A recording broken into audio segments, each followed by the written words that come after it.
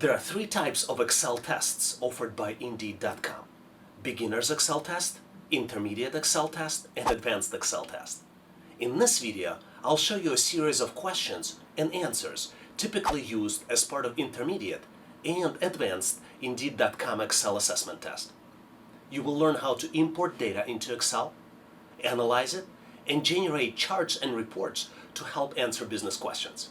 In this advanced Excel test for job interview, we will complete all the steps listed on the screen. Typically, employer provides you with the background.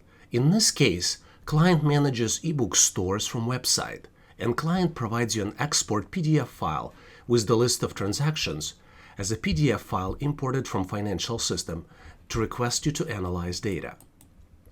Now, in step 1, we'll import data from the PDF file, which is provided as a separate file. This is the PDF file that was provided, which was opened in Adobe PDF Reader. Typically, PDF files are not editable, and there's no direct way to import them into Microsoft Excel.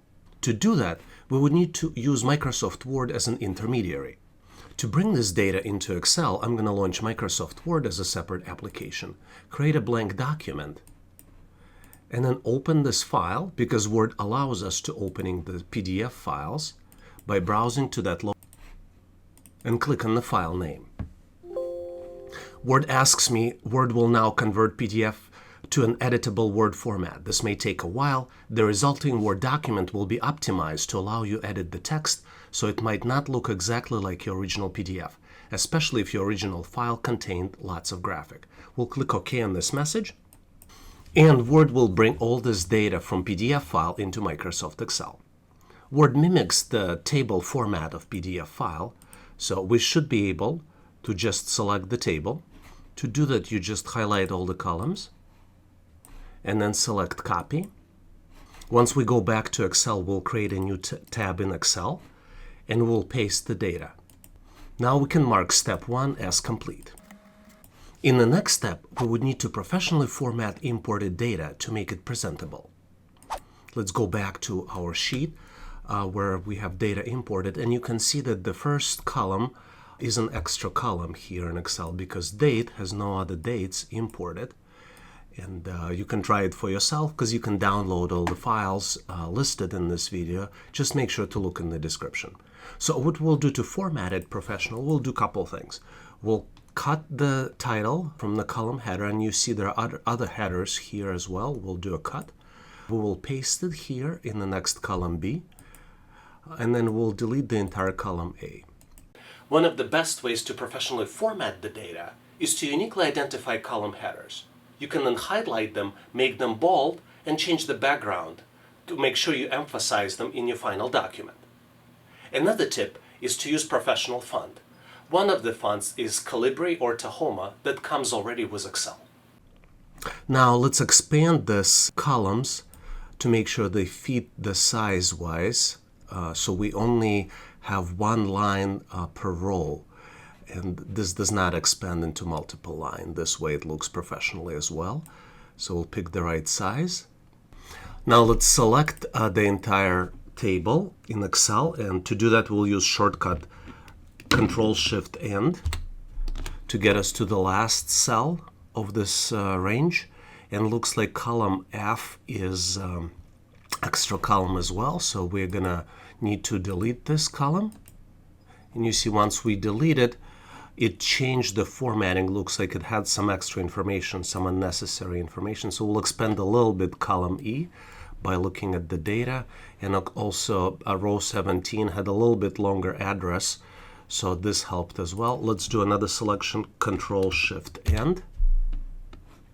And we'll just make the selection smaller, holding Control-Shift. We'll use the arrow to the left to reduce the selection size, and we need to do that so we can apply the borders, make the all borders and make it a single border.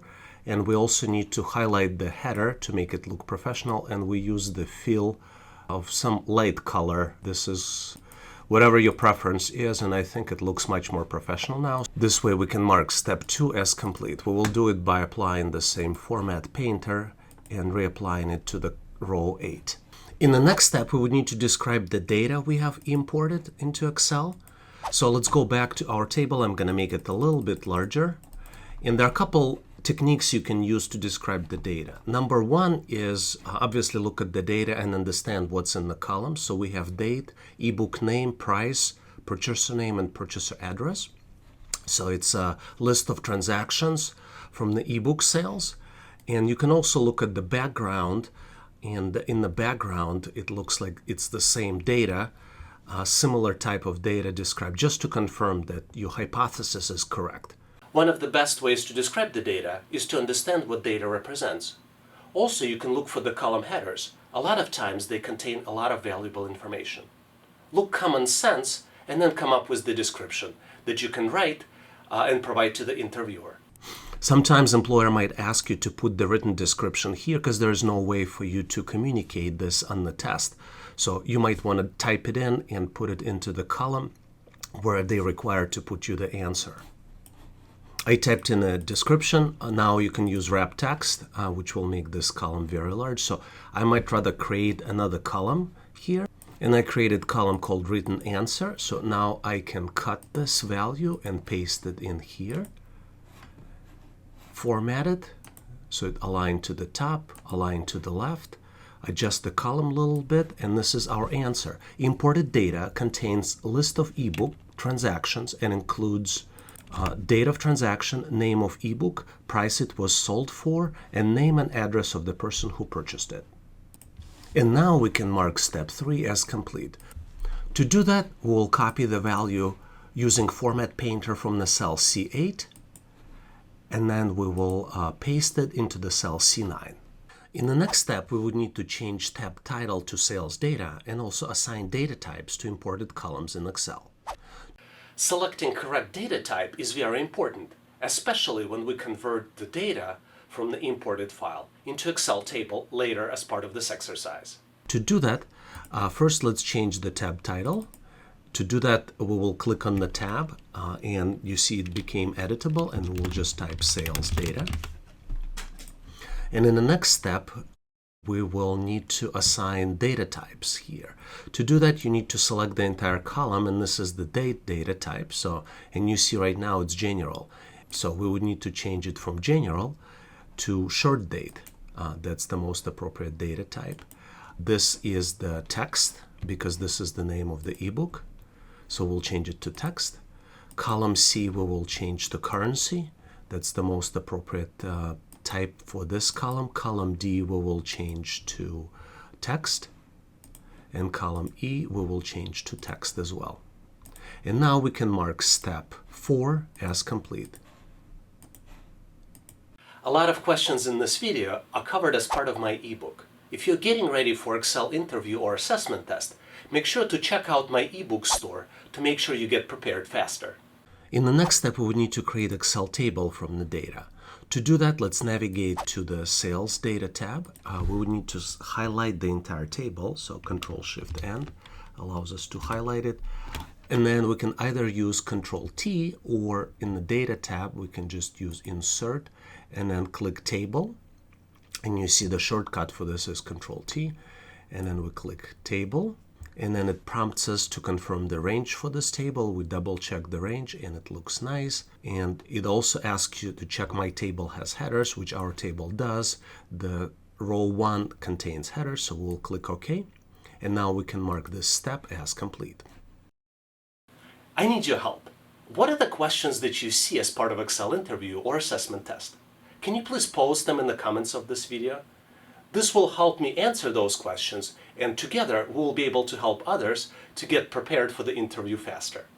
In the next step, we would need to split name column into first and last name using the text to column feature of Excel.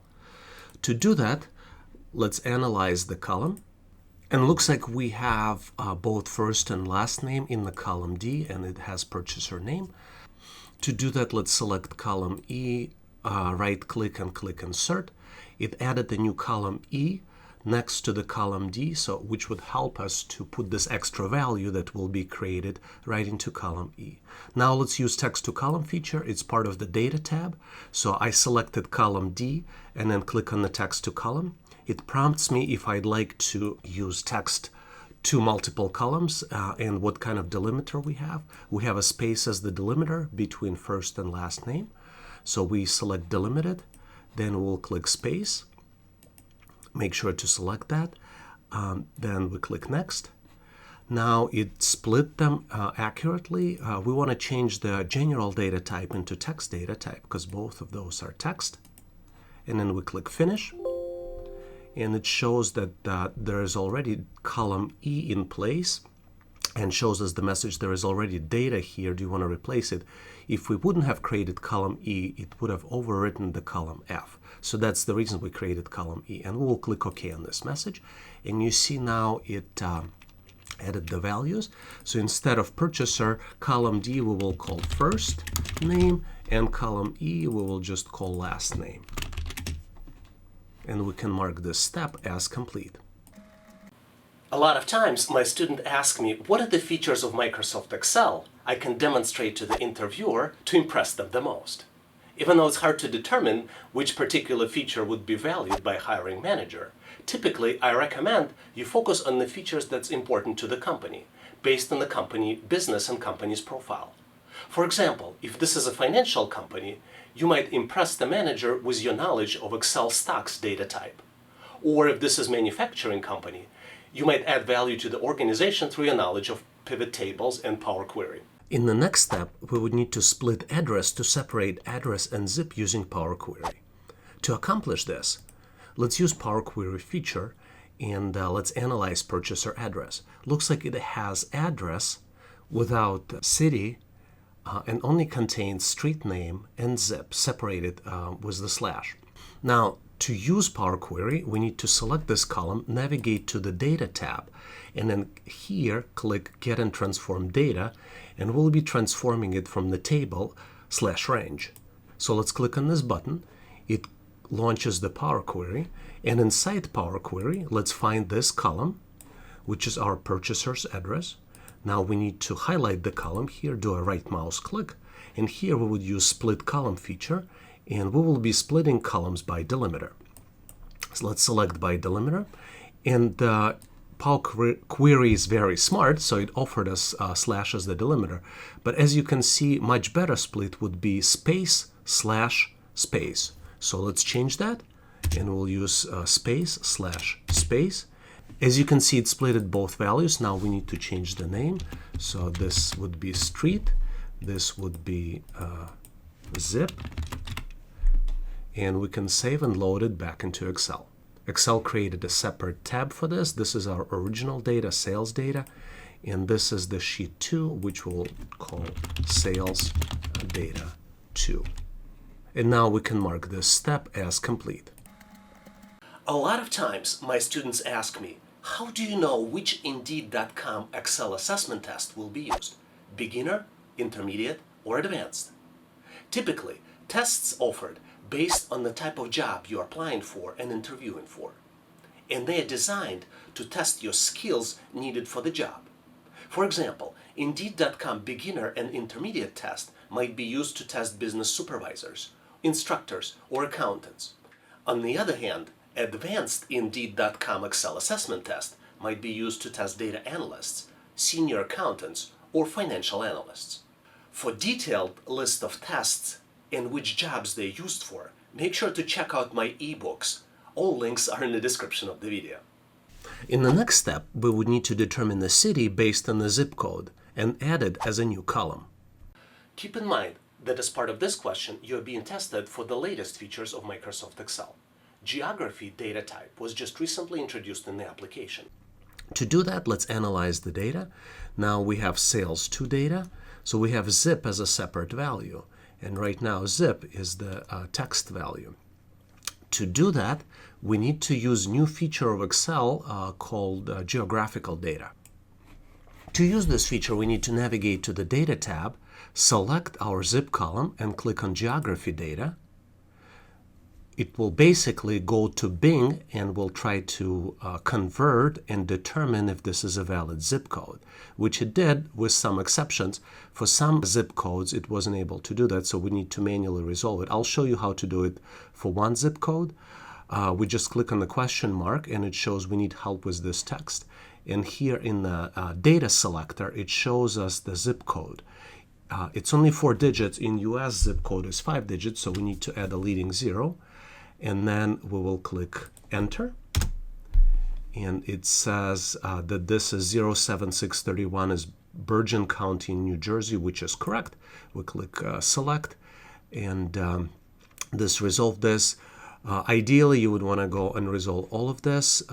For the purpose of this video, I'm not going to do it because our step is to really add a city. And to do that, we need to keep this column G highlighted and then click the plus sign. And that's the coolest new feature of Excel. Ultimately, what happened, it went to Bing, queried each of these values, determined that this is a valid zip code, and now it knows what the city is. And we click Add Column, and we know that it can add city, which is one of the values. And you see for the ones where it was correctly recognized, the value of the city was determined accurately. We can obviously resolve all these errors manually, but there's another way to add leading zeros in Excel. So let's roll back by using undo for each of these steps. And before converting it into geography data type, I am going to add leading zeros to the zip column. To do that, I'm going to select the column. I'm going to select Control 1, which opens up Format Cells box, and then I'm going to click Custom.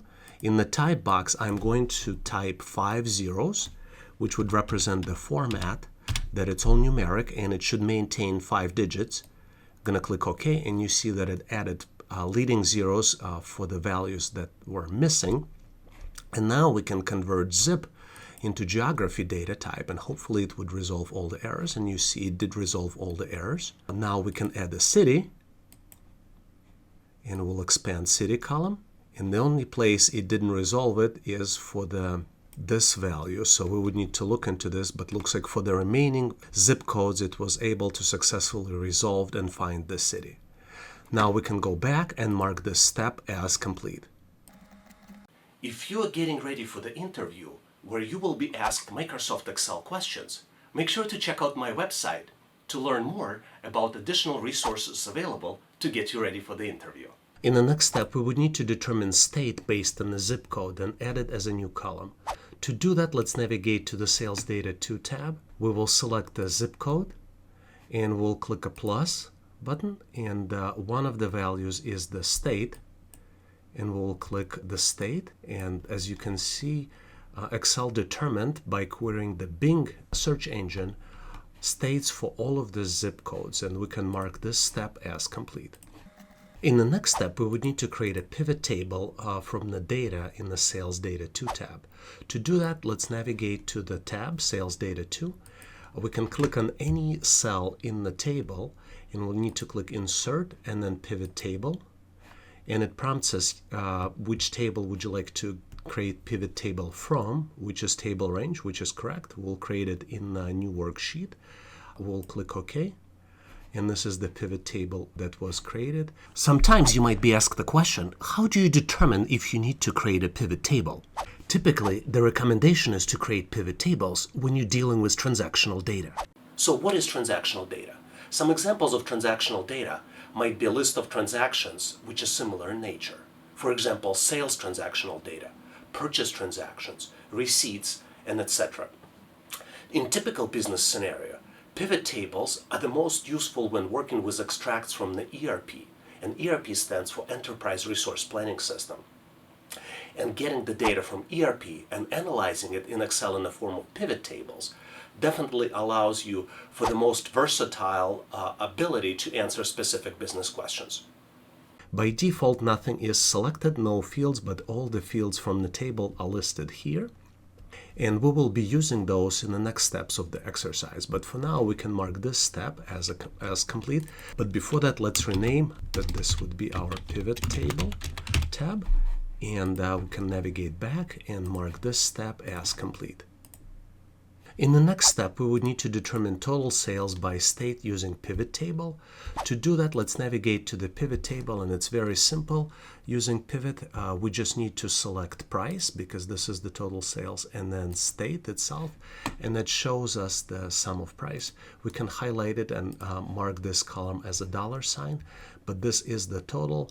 Sometimes employer asks you to take a screen print of this. To do that, you just need to highlight the area and use Snip and Sketch tool in Windows 10, other tools on the Mac.